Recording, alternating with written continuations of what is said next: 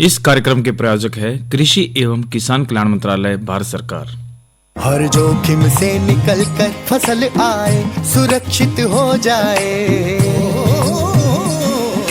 फसल बीमा से हर किसान अब आत्मनिर्भर हो जाए। संकट के समय प्रधानमंत्री फसल बीमा योजना किसानों के लिए वरदान है। अब सूखा पड़े या बाढ़ आ जाए कोई डर नहीं, अब ओले पड़े या कीट पतंगे फसल खा जाए कोई फिक्र नहीं, क्योंकि हमने लिया है प्रधानमंत्री फसल बीमा। बुआई से फसल कटाई तक हर जोखिम का दावा, न्यूनतम प्रीमियम पर अधिकतम भुगतान का वादा। योजना से हर साल जुड़ रहे हैं 5 करोड़ से ज्यादा किसान। अब आपकी है बारी। नजदीकी कृषि कार्यालय, सहकारी समिति, बैंक शाखा, अधिकृत बीमा कंपनी या जन सेवा केंद्र में स्वेच्छा से करा सकते हैं पंजीकरण। फसल बीमा पोर्टल या फसल बीमा ऐप द्वारा भी कराया जा सकता है पंजीकरण। प्रधानमंत्री फसल बीमा योजना, आपकी फसलों का संपूर्ण सुरक्षा कवच। कृषि एवं किसान कल्याण मंत्रालय, भारत सरकार। रिसाले भाई राम राम। विनोद भाई अपना भी राम राम। और कार्यक्रम किसान वाणी सुननिए सब बाण भाइया ना हमारी राम राम। विनोद भाई, हाँ रिसाले भाई, देखिए जो है ना कई बार न्यू देख दे रहे हैं कि जो माल हो है ना, जिन्हें देसी भाषा माल कह करा, हाँ वो, और भाई उस माल के फायदे भी बतेरे।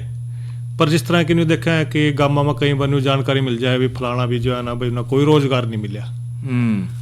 और इसी तरह जो है ना और दूसरे जो हमारे किसान भाई हैं खेती गिला गिला जो सहायक धंधे के रूप में जो है ना मधुमक्खी पालन भी कर दे रहे हैं। और मधुमक्खी पालन के साथ साथ भाई अगर वो जो यंग है अपने जो नौजवान है, अगर वो नहीं सोचा है कि भाई हम कोई रोजगार के रूप में मधुमक्खी पालन अपना लें तो भी मानना फायदा होगा कि नुकसान होगा। पर विनोद भाई हम तो न्यू कहें कि भाई जो मधुमक्खी पालन है ना, इसने कई अगर अपना कैरियर के रूप में अपना लें तो भाई काफी हद तक जो है ना एक तो देखो रोजगार भी मिल जाएगा और भाई पैसे भी कमा लेंगे। बिल्कुल। और रिसाले भाई देखो, हमने कोरोना काल के दौरान भी देखा है जो शहद था, जो असली जो शहद है वो भाई एक बूस्टिंग के तौर पर भाई हमारे लिए इस्तेमाल में हुआ है। और शहद तो भाई दवाइयों के लिए भी इस्तेमाल होता है, अपने शरीर की फिटनेस के लिए भी। और भाई शहद तो बढ़िया कोई चीज़ नहीं है। बिल्कुल। और हम कई बार देखा है कि जिस तरह भाई हम छोटे थे भाई माड़ देखा करते, उड़ा दिया करते, और बिल्कुल, बिल्कुल। एक वो खान का मतलब कि जी ललचाया करता, जड़ा भी बिकता हो उसने दे देगा। लेकिन आजकल देखा है तो भाई आज कल मिलावट भी बहुत ज्यादा हो रही है। विनोद भाई कह रहा समय के साथ साथ सारा ही जो कह रहा ना बदलने लग रहा है सबका रूप। भाई मिलावट तो देखो आजकल नजर भी आवा है। कई बार जो शहद नहीं कहेंगे भाई बढ़िया शहद दे दे, पर उसमें कई बार जो नहीं देखा है कि भाई जो शहद पालक हैं, जो शहद बनाने वाले जो किसान भाई ने सोचा है कि भाई जो है ना इसमें थोड़ी बहुत इसी चाशनी मिला देना क्या खंड की, थोड़ा जो है ना सस्ता पड़ जाएगा और रेट वही मिल जाएगा। पर भाई देखो वो स्वास्थ्य के साथ खिलवाड़ तो कर रहे विनोद भाई। पर हम तो ये कहें कि जो भी हमारा नौजवान युवक है उसको अगर अपने कैरियर के रूप में इसने अपना ले मधुमक्खी पालना है तो भाई पैसे भी कमाएंगे। क्योंकि भाई जो है ना शहद के गिला गिला जिस तरह के मोम है वो भी बिका, इसका जैली है वह भी बिका इसकी।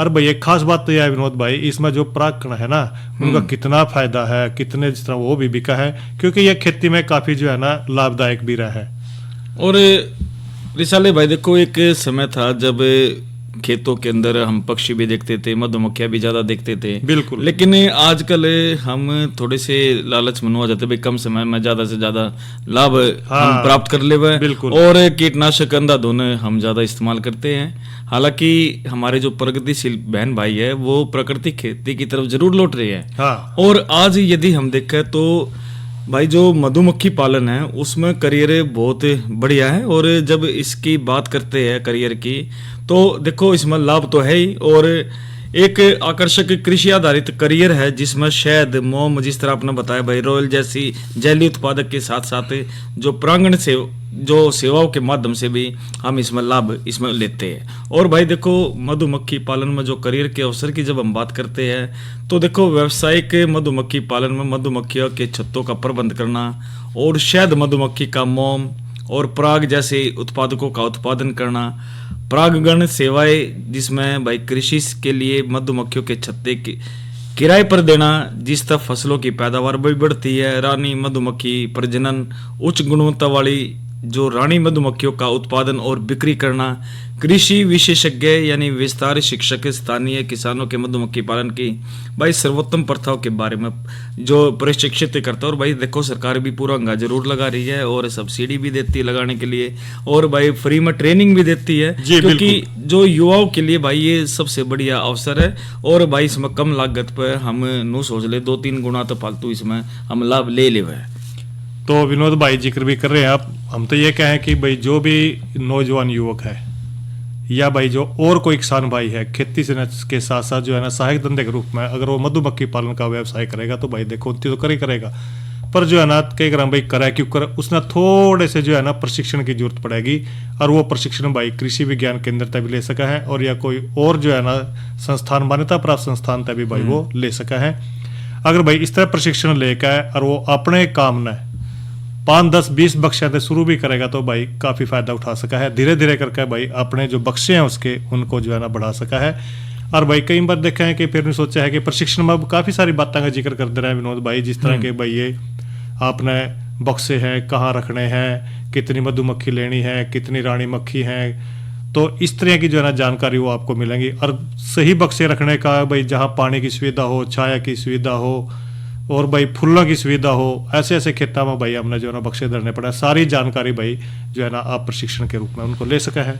और इसी तरह जो रिसाले भाई जब काम की शुरुआत की, जब हम बात करते हैं, देखो एक तो कृषि विज्ञान केंद्रों के द्वारा भाई मान्यता प्राप्त जो संस्थाएं हैं भाई बढ़िया ट्रेनिंग भी देती है। और भाई हमने स्थान का चयन जरूर करना चाहिए, एक तो समतल जगह हो, जड़ा पास में भाई पानी भी हो, छाया भी हो, फूलों की प्रचुरता भी हो। बिल्कुल विनोद, और उपकरण की जब बात करें तो भाई जो मधुमक्खी के जो बक्से है और जो स्मोकर है और मधुमक्खी के लिए सुरक्षा कवच है, ये भाई सारी चीज ध्यान रखना पड़ता है। और भाई बीमा की बात करें तो मधुमक्खी पालन के लिए बीमा कवरेज भी उपलब्ध इसमें रहते हैं। अच्छा, तो और इसी तरह भाई जो आय की जब हम बात करते हो भाई, जो जब हमने 3 गुना तक इसमें लाभ जरूर मिल जाता है। और बाजारों की जब हम बात करें, बाजारों में भाई देखो असली जो चीज होती है ना उसके ग्राहक हमेशा इंतजार करते हैं, क्योंकि जो असली चीज लेने के लिए लोग पैसा भी उसमें खर्च करने में घबराते नहीं है।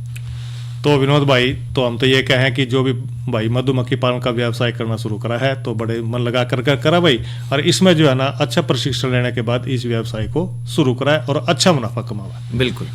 और विनोद भाई, हाँ देखिए जो है ना जिक्र थोड़ा सा मौसम का कर रहे हैं, मौसम देखने लग रहे थे बाहर भाई साफ सा नजर आया, पर भाई तापमान का जिक्र करते हैं और बता भाई क्या करना है, क्योंकि भाई जो तापमान का जिक्र करें बिना तो रह नहीं सकते, क्योंकि जो किसान भाई हैं गेहूं की फसल खेतों में खड़ी है अभी, और भाई मौसम की जानकारी उनको होना बड़ा जरूरी है। बिल्कुल। और भाई आज के अधिकतम तापमान का जिक्र करें तो हो रहा है भाई 26 डिग्री सेल्सियस और न्यूनतम तापमान 13 डिग्री सेल्सियस। और कल है भाई जो है ना अधिकतम तापमान रहने की संभावना है 27 डिग्री और न्यूनतम 13 डिग्री सेल्सियस। और इसके साथ साथ भी जो कार्यक्रम हमारा रहेगा कल, तो देखो भाई इतवार है, इस दिन कार्यक्रम रहा है भाई थारे संदेश मारेंगे, पर जो है ना विनोद भाई सोमवार नाम जो है चर्चा लेके आवेंगे नमो ड्रीम दीदी योजना पे, और इसके साथ साथ नई फसल नई उमंग में बात करेंगे प्याज और लहसुन फसल की देखभाल पे, और साथ में जो प्राकृतिक खेती है इसमें भी जानकारी देंगे अग्नि अस्त्र दवाई का प्रयोग करना और भाई बनाने की विधि पे। और विनोद भाई ईब जो है ना करावेंगे भाइयों का मनोरंजन। हाँ, इंतजार जरूर कर रहे हमारे जो प्रगतिशील किसान बहन भाई है। हाँ बिल्कुल, तो पहला सुन लें भाई ये रागनी।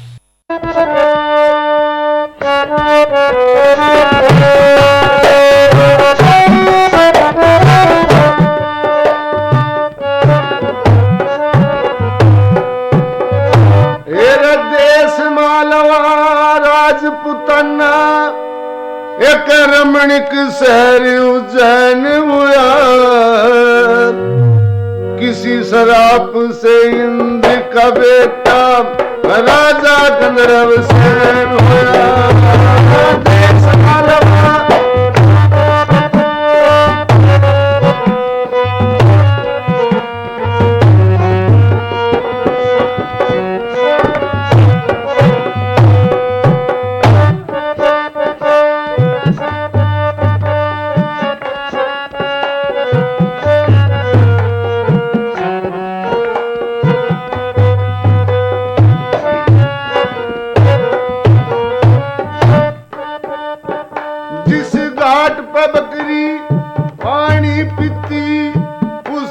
शेर पिया करता शीलवती पानम दे रानी घर पे नारपति भरता जेठे बेटे हुए बरथरी दुनिया में चक्कर फिरता मैं नावंती कन्या जन्मी रूप देख चंदा डरता रे मैं नावंती कन्या जन्मी रूप देख चंदा डरता ओ पापर पुण्य तोल्या करते जैसे चकवा बान हुआ किसी शराब से सूर का बेटा राजा धर्म से हुआ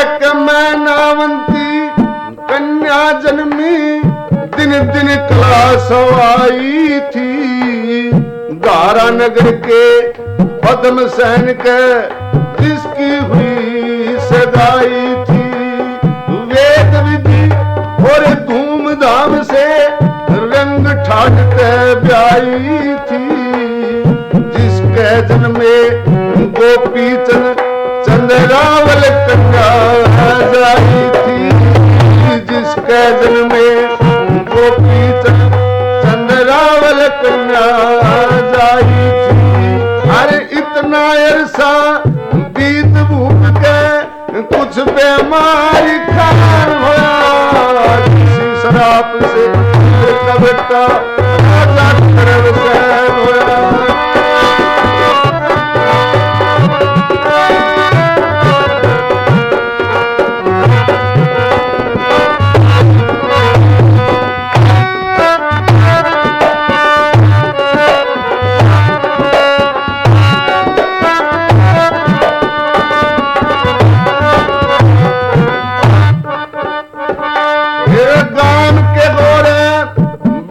सरोवरी करके वृक्ष खड़े छाया एक जनना एक मर्दाना करोड़ रुपया खुदाया मर्दाने में रानी नाई जनाने में राजा नाया राजा रानी नाया करके ईश्वर की फिरगी माया राजा रानी नाया करके ईश्वर की फिरगी माया अरे राजा की ते रानी बड़गी तेरे रानी का गुडमान होया किसी शराब से का बेटा राजा की सैन होया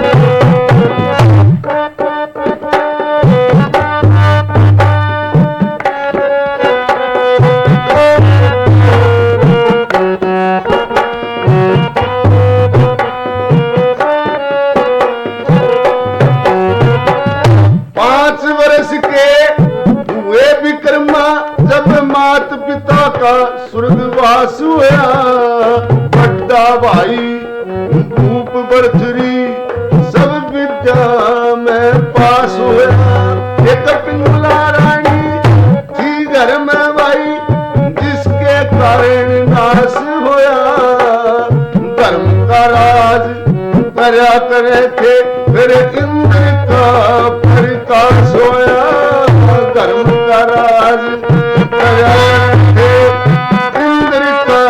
प्रकाश होया मंगेरा में सदा दिन पे दिन नू भक्ति के शराब से कविता राजा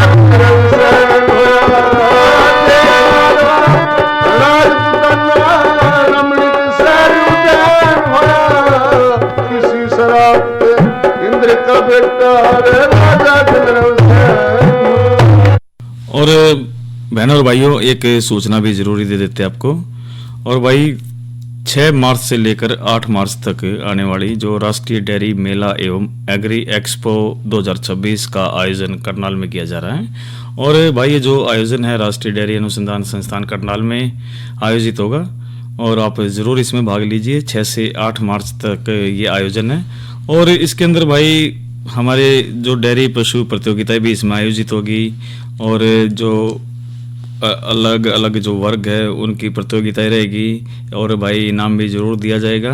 और इसके अंदर जब हम बात करें तो भाई जो 3 दिन है, पहला मेला भाई मेले का उद्घाटन वैज्ञानिक संवाद भी होगी, दूसरे दिन पशु प्रतियोगिताएं होगी और तीसरे दिन मेले का समापन और उसमें लकी ड्रा भी वो प्रतियोगिताएं होगी। तो भाई ज़रूर आप इसमें भाग लीजिए ताकि आपकी जानकारी भी बढ़े और भाई आप इसमें लाभ भी पा सको। तो विनोद भाई, हाँ भाई रिसाले, बात न्यू है, सूचना के साथ साथ जो है ना थोड़ी सी जानकारी आगे भी बढ़ा दें भाइयों खातर। तो आज की नसीहत में बात करेंगे कि ब्यात आए पशुओं की देखभाल पे। विनोद भाई, बात न्यू है, कई किसान भाई ने सोचा है कि भाई हमारा जो पशु है वो आगे को होगा 5-6 महीने का, ईब जो है ना इसका दाना खाना पीना थोड़ा सा कम कर दे।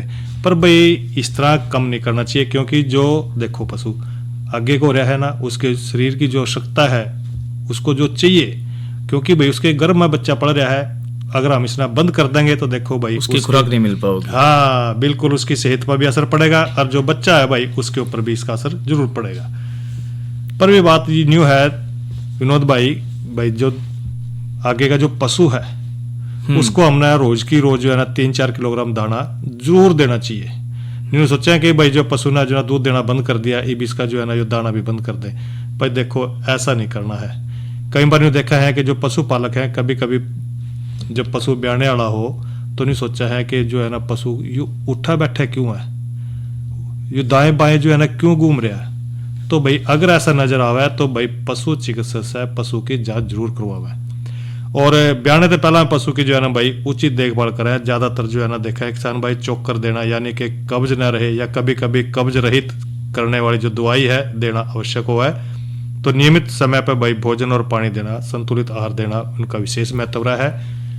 और इसमें जो रिसाले भाई देखो जो पशु चिकित्सक है उनसे भी सलाह हम लेते हैं और पूरी जानकारी भी देते हैं ताकि अपने जो पशु का अच्छी तरह देखभाल रख सके।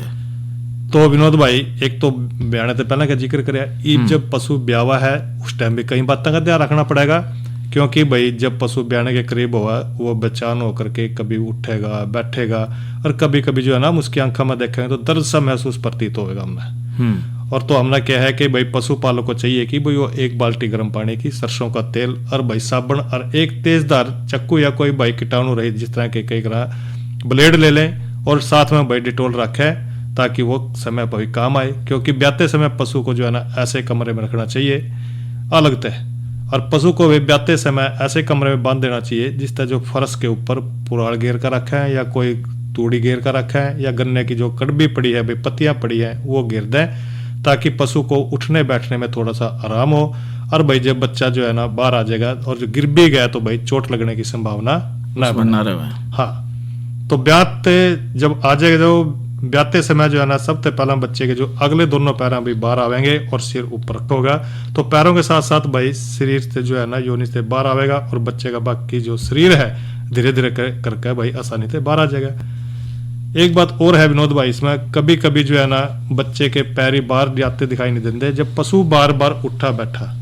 कई बार देखा है कि दर्द के कारण लेट भी जाएगा, रामड़ा शुरू कर देगा, तो समझ लियो कि भाई गर्भाशय में लपेटा आ गया।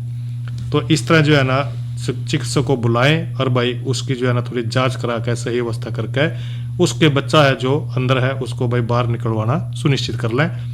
क्योंकि कई बार देखा है भाई नहीं तो फिर जो बच्चा है उसका दम घुट जाएगा, दम घुटने तो हो सका भाई मादा जो है और भाई जो बच्चा है दोनों की मृत्यु भी हो सका है। और इसके साथ साथ विनोद भाई ब्यात आने के बाद भी जो है ना देखा है कई बार जब पशु ब्यावा है उसके बाद की भी थोड़ी बहुत ही निगरानी करनी बड़ी जरूरी हो जाए, क्योंकि बच्चे के जो है ना योनि मार्ग से बाहर आने पर मादा पशु को बड़ा आराम महसूस होगा और खड़ा होकर के भाई अपने बच्चे को चाटना शुरू कर दे है। और जब पशु ब्याजा है ना तो वही उसकी जो नाभ भी है ना 3-4 इंच जो है ना छोड़ के वो किसी तेजदार हथियार कहीं ना करें भाई तेजदार चाकू हो या ब्लेड हो जिसका हमने जिक्र कराया था उससे काट दें और उसके बाद ऊपर भाई कोई टिंचर वगैरह लगा दें। तो इस करके भाई जो है ना आपने इन सारी बातों का ध्यान रखना बड़ा जरूरी है।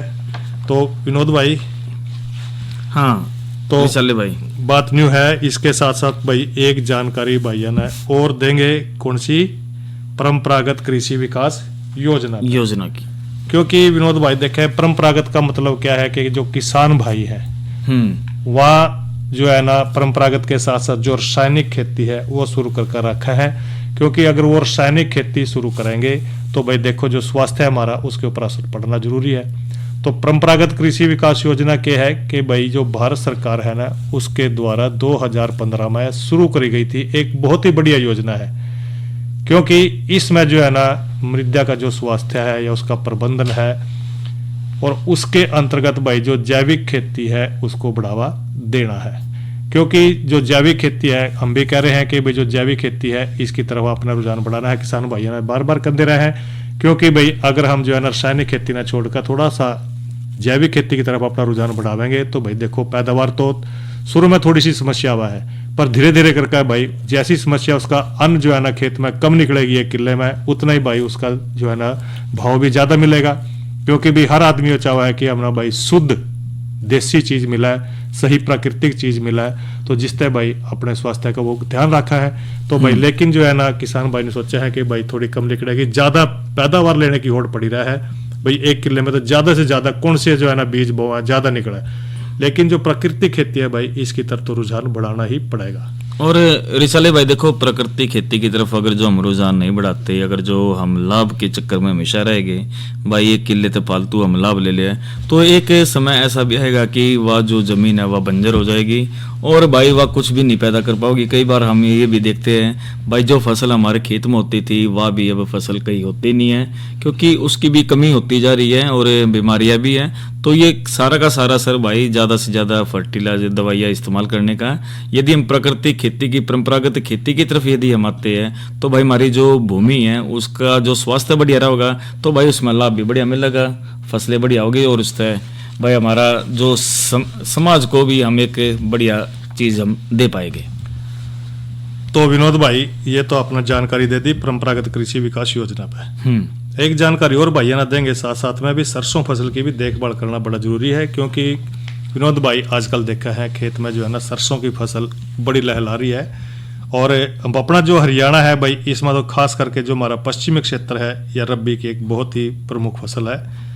और भाई जिसमें देखा है कई बार जो है ना इस रोग में इस जो फसल है इसमें कई डाल के रोग लग जाए है भाई उन रोगों से अपनी जो फसल है सरसों की उसको बचाना बड़ा जरूरी हो जाए। जिस तरह जिक्र भी कर रहे हैं विनोद भाई अल्टरनेरिया जो है ना ब्लाइट रोग आ जाए, कई बार पत्तियां के ऊपर छोटे छोटे काले धब्बे बोल देते हैं, हाँ भूरे गोल धब्बे बन जाए उसके ऊपर और बाद में तेजी से बढ़ करके जो काले और बड़े आकार के हो जाए।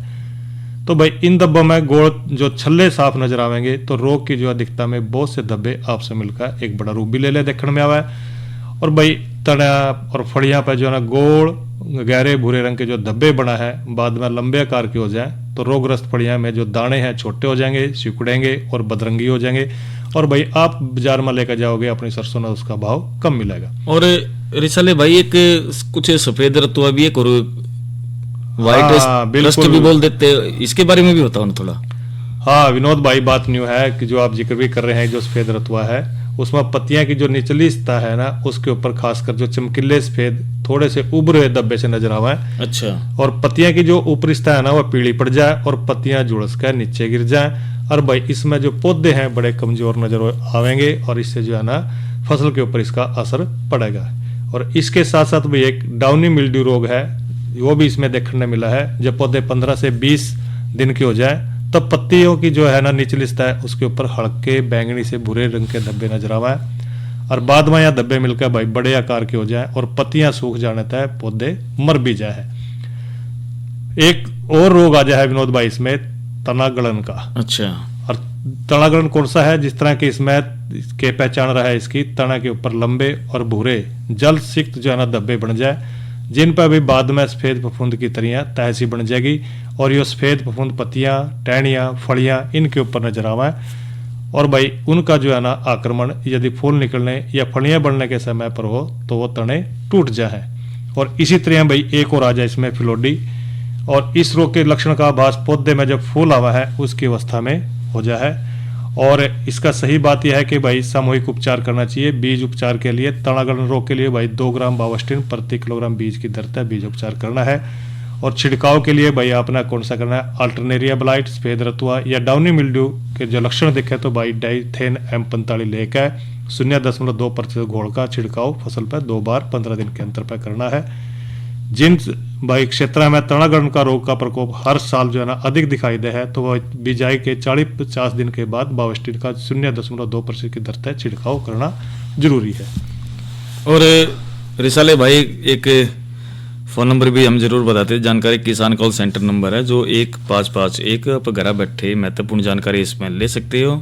और इसी तरह भाई PIB ऐप के माध्यम से भी आप घर बैठे सारी विशेष जानकारियां जो कृषि को आगे बढ़ावा वो आप ले सकते हैं। और भाई इस कार्यक्रम के प्रायोजक थे कृषि एवं किसान कल्याण मंत्रालय, भारत सरकार।